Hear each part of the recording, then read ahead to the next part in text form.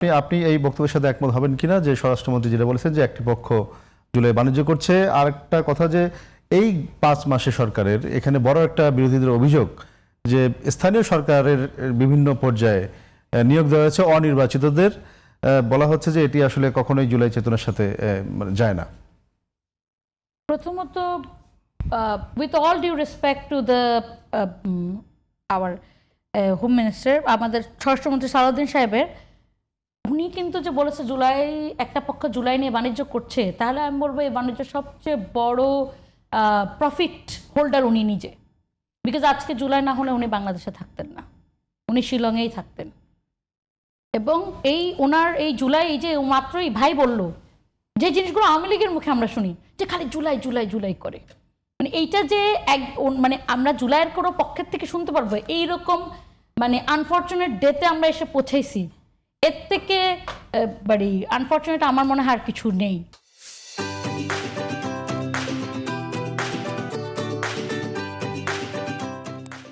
এবং এটা উনি বলেন না শুধু, এটা অনেকেই দেখি এখন বলে যে শুধু জুলাই জুলাই করে, বাট ওনাকে বুঝতে হবে, আমি জানি না ওনার বয়স কতটুকু, বাট আমরা যারা পলিটিক্স বলতে দেখে এসেছি 17 বছরের অত্যাচার, এবং আমরা যারা গণতন্ত্রকে সেভাবে বুঝি নাই, দেখিনি আমাদের লাইফ টাইমে, এই যে জেনারেশনটা একটা বলে বড় জেনারেশন, আমি জেনজি না, জেনজি আমার পরে, কিন্তু তাদের সাথে আমাদেরও মিল আছে। বিকজ আমরাও আসলে আমরা বেগম জিয়ার যখন ক্ষমতায় ছিলেন তখন আমরা ছোট ছিলাম, আমরা কিন্তু ওই পার্টিকুলারলি পরিবেশ যেটাকে বলে যে সামাজিক পরিবেশগুলো বুঝতে পারিনি, যে কিভাবে এফেক্ট করে রাজনৈতিক ওপিনিয়ন মানুষকে, কিভাবে যে এভাবে গুঁড়ো করে দিলে যে কিভাবে মানুষকে এফেক্ট করে, এটা দেখিনি। বাট আমরা দেখেছি কি আমাদের মুক্তির দরজা জুলাইটাকে।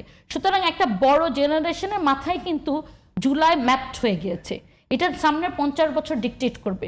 সুতরাং ওনাদের কাছে যদি খুব খারাপও লাগে এবং খুব বিরক্ত লাগে যে খালি জুলাই জুলাই করে, বাট ওনাকে 50 বছর এটা শুনতে হবে, কারণ এইটা মানুষের এক একটা মুক্তির সংগ্রাম, কিন্তু এইটা এক একটা জেনারেশন আফটার জেনারেশন ম্যাপিং করে। আমাদের যেরকম মুক্তিযুদ্ধ আমরা কিন্তু দেখিনি, কিন্তু এই যে মুক্তিযুদ্ধের যে এই সাহসী গল্পগুলো আমাদের কিন্তু একটা দেশের প্রতি যে আমাদের আকাঙ্ক্ষা যে এই দেশ আমার, সেটা ম্যাপিং করেছে, জেনেটিক্যাল ম্যাপিং হয়ে গেছে আমাদের ভিতরে। সিমিলারলি কিন্তু জুলাই ম্যাপিং হয়ে গেছে এই সামনের 50 বছরের জেনারেশনের জন্য। সুতরাং জুলাই জুলাই আমরা করব, ওনাদের খারাপ লাগলো আমরা করব।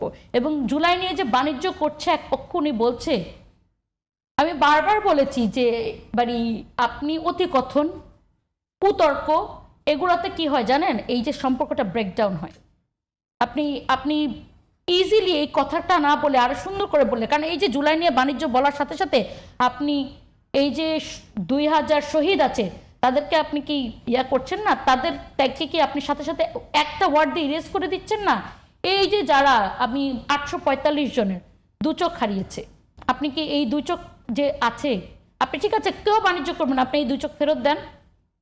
এবং অনেকে আছে যাদের একটি চোখ চলে গিয়েছে, আপনি চিন্তা করেন একটু, আপনি একজন চলন্ত ফিরন্ত মানুষ, আপনি পড়ালেখা করেন, আপনি কিছু কর্ম করে খান, অথবা আপনার মা বাবা সবাইকে আপনি নিয়ে একটা ফ্যামিলিতে বাস করেন, হঠাৎ একদিন আপনি দেখলেন যে আপনি দেশের জন্য মাঠে নামার পরে আপনি আর চোখে দেখতে পাচ্ছেন না।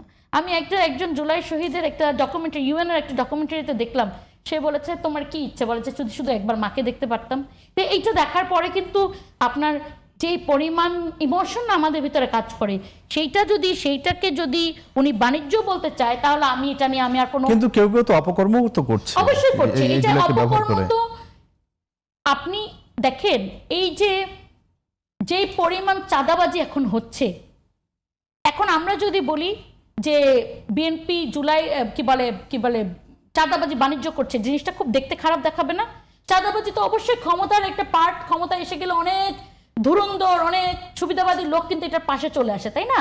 তো এই চাঁদাবাজিটা তো হচ্ছে, আপনারা তো থামাতে পারছেন না, কিন্তু আমরা বারবার বলছি আপনারা থামান। আমরা কিন্তু বলছি না যে আপনারা বাই গভর্নমেন্ট এটা করছেন, তাহলে কেন? এটা একটা এই জিনিস তো আপনার কিছু অপকর্ম সবসময় থাকবে, এবং এটা আমরাও রেকগনাইজ করি, আমরা বলি যে এটা ঠিক না, কিন্তু তাই বলে এটাকে বাণিজ্য বলা এবং ওভারঅল জুলাইটাকে একটা বাণিজ্য হিসেবে বলা, এটা তো কতটুকু so much disrespectful towards the এই কি বলে যে ডেড অ্যান্ড যারা আহত হয়েছে। আহত এবং নিহতদের প্রতি প্রচন্ড একটা ডিসরেসপেক্টফুল একটা ওয়ার্ড, এটা আমার মনে হয় এটা ঠিক হয়। বুঝতে পেরেছি ব্যারিস্টার মিলি। আমরা অ্যাডভোকেট কামাল আপনার কাছে একবারে শেষ দিকে শেষ মিনিটে যদি আপনি বলেন যে এই যে উনি অভিযোগ তুললেন যে যেমনিভাবে মানে জুলাইকে বাণিজ্য বলা হচ্ছে, আবার চাঁদাবাজি তো কমেনি। দেখুন, আপা যে বিষয়টাকে বললেন যে জুলাইকে বাণিজ্য বলা যাবে না, জুলাইকে আমরা বাণিজ্য বলতে চাই নাই, কিন্তু জুলাইকে পুঁজি করে যদি আপনার কোটি কোটি টাকা হয়, জুলাইকে পুঁজি করে যদি আপনার ফ্ল্যাট হয়, আপনার আত্মীয় স্বজন যদি বিভিন্ন জায়গায় এস্টাবলিশড হয়, তাহলে আপনি সেটাকে কিভাবে দেখবেন? জুলাইকে পুঁজি করে যদি জুলাইতে যারা আহত হয়েছে দেশের আপামার জনসাধারণের জন্য যদি আপনি কাজ করতেন, সেটা তো জুলাই পুঁজি কেউ বলতো না। আপনি জুলাইয়ের চেতনা নিয়ে আপনি নিজে লাভবান হচ্ছেন, আপনার আত্মীয় স্বজনকে লাভবান করছেন, আপনার ব্যাংক ব্যালেন্স ফুলে ফেঁপে উঠছে। কিন্তু আপা যে বলল যে একটা ছেলে দু চোখ হারিয়ে ফেলেছে, তার ডিজায়ার হলো তার মাকে যদি দেখতে পেত। হ্যাঁ, এই আহতর জন্য আপনি কি করেছেন? যারা নিহত হয়েছে তার জন্য কি করেছেন? তাদের জন্য কয়দিন আপনারা রাস্তায় নেমেছেন? তা তো করছেন না। নিজেদের স্বার্থ সংশ্লিষ্ট জায়গাগুলিতে যখন আপনি কাজ করবেন, তখন আপনাকে কিভাবে মূল্যায়ন করব আমি? আর আপনি যে বিষয়টা বললেন, চাঁদাবাজি, আইন শৃঙ্খলার অবনতি, মাদকদ্রব্য নিয়ন্ত্রণ, এই বিষয়গুলিতে সরকার যথেষ্ট আন্তরিকতার সাথে কাজ করে যাচ্ছে। আপনি জানেন যে মিরপুরে একটা ঘটনা ঘটেছে, রামিসা রেপ এবং মার্ডার।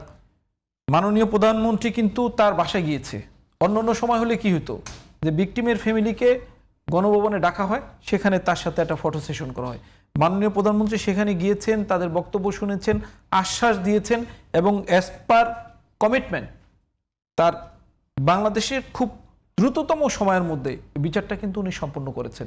যেখানে প্রবলেম মাননীয় প্রধানমন্ত্রীর কাছে পৌঁছাচ্ছে, সেই প্রবলেমগুলি সলভ করার জন্য সংশ্লিষ্ট ডিপার্টমেন্টগুলিকে কিন্তু তিনি দায়িত্ব দিচ্ছেন। এখন পর্যন্ত একটা ঘটনাও ঘটে নাই যে প্রধানমন্ত্রীর নলেজে গিয়েছে বাট প্রধানমন্ত্রী ইন্টারফেয়ার করে নাই, এরকম বিষয় কিন্তু বিরোধী দল উত্থাপন করতে পারেন নাই।